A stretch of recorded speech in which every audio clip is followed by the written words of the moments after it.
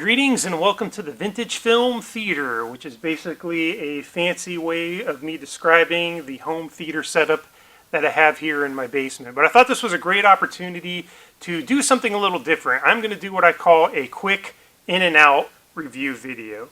And the film I chose to take a look at today is an old one. It's from 1932 and it is called The Most Dangerous Game. Now, I have not seen this before, and that's always fun for me to get a chance to discover something new. And there were some things about this that really intrigued me, and so I'll talk a little bit more about that before I get into the review side of the film. So, this has an interesting premise. It is about, I guess, from what I've read, it's about a big game hunter who traps people on a remote island and hunts them for sport. And that right there, you got my attention. That sounds pretty cool.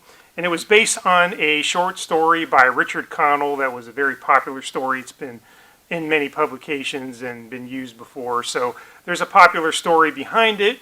But also, what really intrigued me was the creative team that did it. This was produced by Marion C. Cooper and Ernest B. Schoedsack.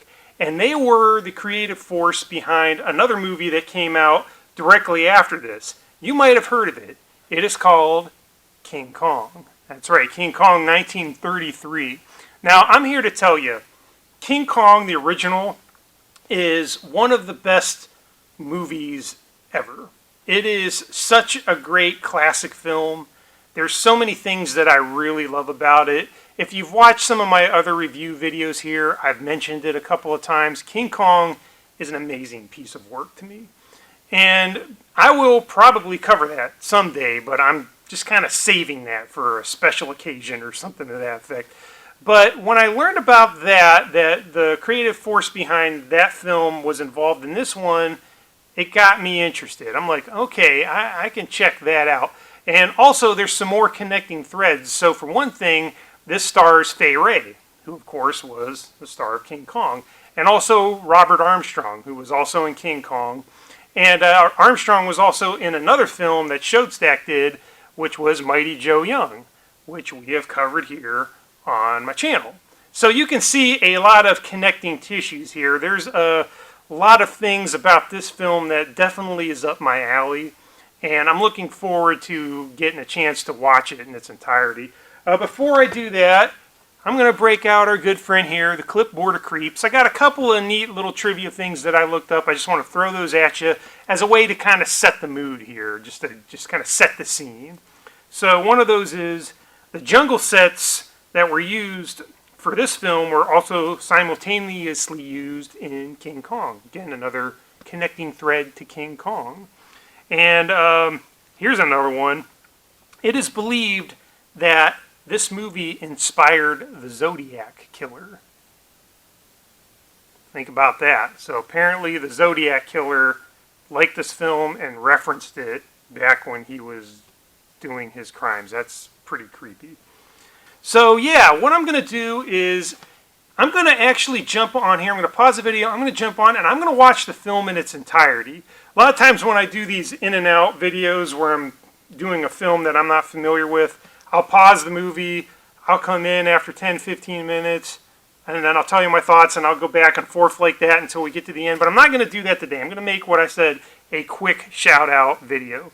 Reason for that is, for one, according to the DVD case here, it is only 63 minutes long. And that to me is short enough that I don't really want to be pausing it and jumping in and out. And also, I just want to watch it in its entirety. I want to experience the whole thing without breaking, and then that way, once it's over, I can jump back on the camera and be completely fresh and tell you my final thoughts. So that's what we're going to do. I'm going to cue this guy up, I'm going to watch the whole thing, and then I will be back shortly to tell you my final thoughts on the film, The Most Dangerous Game. See you in a few minutes.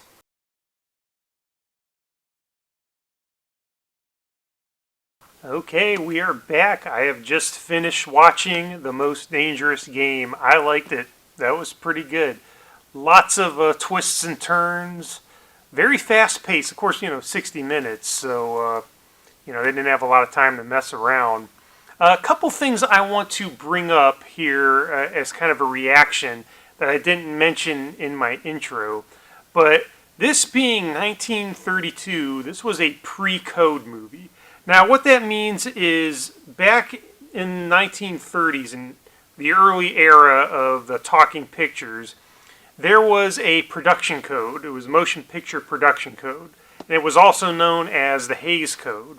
And what this was a code for behaviors and things that you can get away with putting in movies.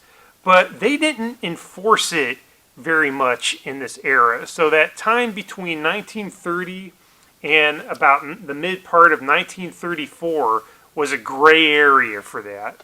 Then in mid 1934, the Production Code of America, I think it was called, actually the Production Code Administration got started, and they started strictly enforcing the code more. But this belongs in that kind of category of gray areas where they didn't strictly enforce that. So they were able to get away with darker themes, with scarier things, with violence, with racy stuff even. That was another part of the code that was left alone, and studios could kind of get away with doing whatever they wanted. And so it's neat to watch this film with knowing that, with that prism, that we are watching something that was done before that happened, and you can see it. You can see it in the performances, you can see it in some of the choices the filmmakers made. So again, going back to the plot, it's about this, actually is a crazy Russian guy living on a island, and he's got this compound, and his name is Count Zaroff, and he's got some henchmen, and he's got like Doberman Pinscher dogs that he can use to hunt. And the main character, played by Joel McCrea, his shipwrecks at the beginning of the movie, and he's stuck on the island. And then Fay Wray's character, along with her brother, played by Robert Armstrong, were already there from a previous shipwreck. And so the Count Zaroff ends up killing Fay Wray's brother and then hunting Joel McCrea and Fay Wray through the jungle. And you can see through the choices of things that were done that it was darker, it was sinister, it was scary stuff that they were able to employ. I gotta wonder if they were handled by the code more, if they would have made different choices and it would have been quite as thrilling. Probably not.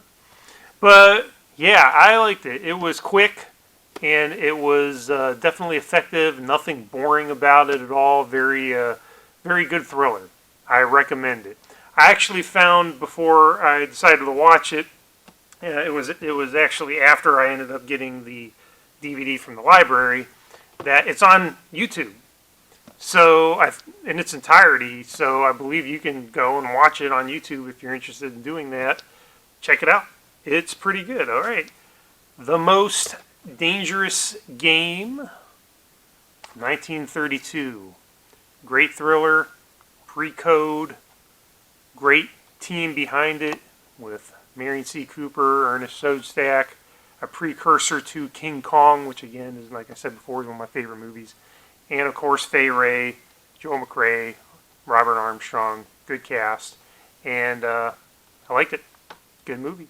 Check it out if you get a chance. And thanks for taking the time to watch the video. I appreciate it. And until the next time, have a good one.